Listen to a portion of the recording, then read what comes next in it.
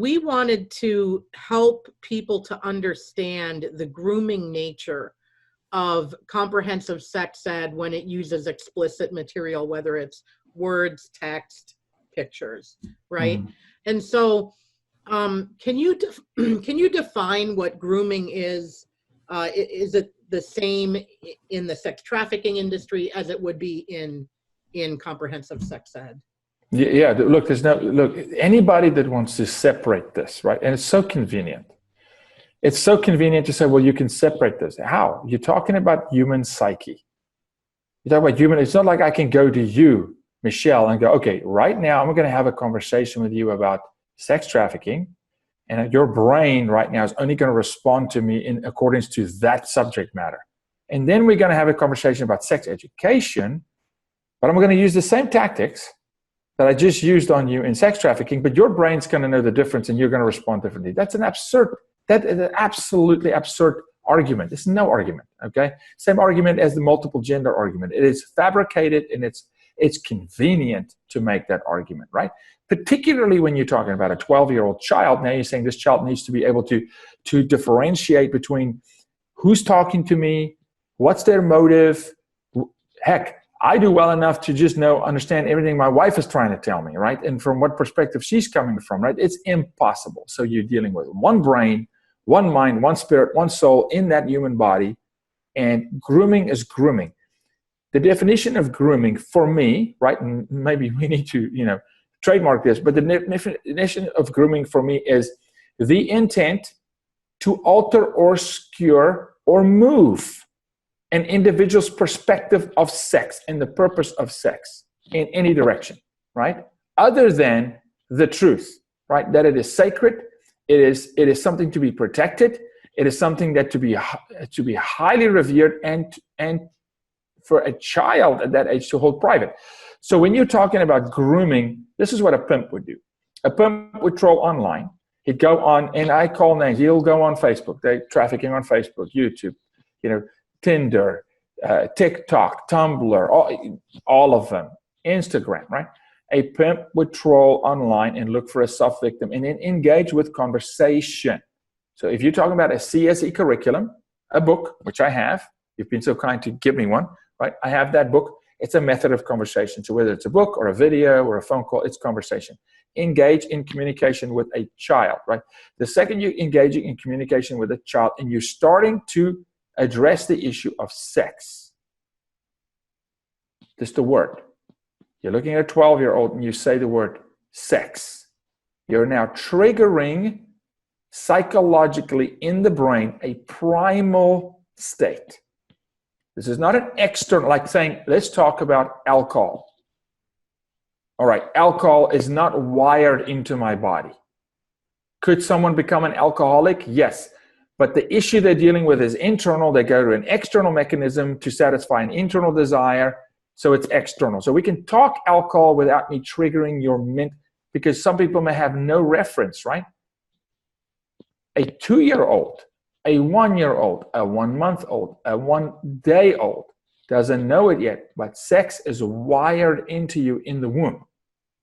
So when I speak to it and I trigger it, I'm triggering something inside. Does that make sense? If I say alcohol, it's outside. So unless I engaged with alcohol, there could not possibly be a physical reaction in my body, right? But when I start talking sex, it's no different than a flamingo posing and prancing, right? And setting off aroma, right? And triggering, or a dog in heat, triggering by aroma and scent a primal state to awaken it so it can be activated. Does that make sense?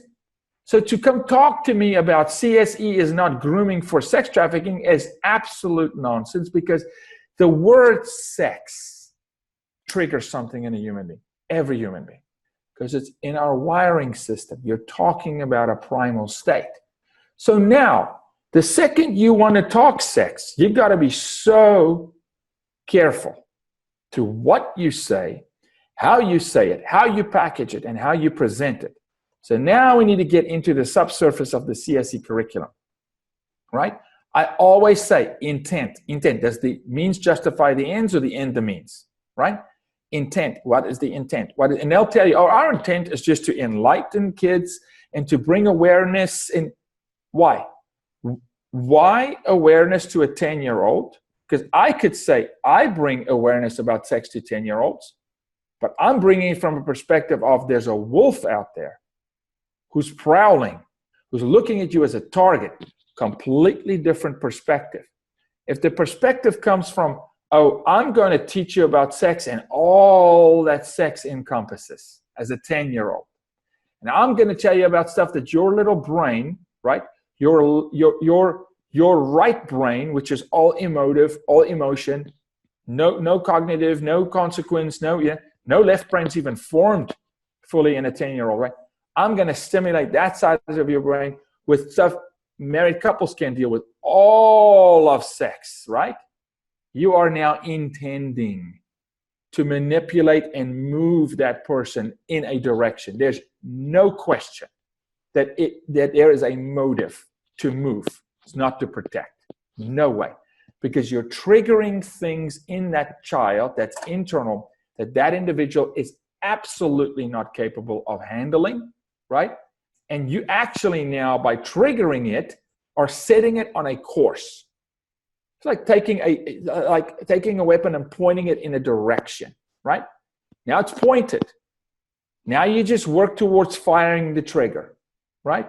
But it's pointed in the wrong direction. Think of it that way, right? So either we take sex and we talk and we point it in the right direction, right? To protect the child.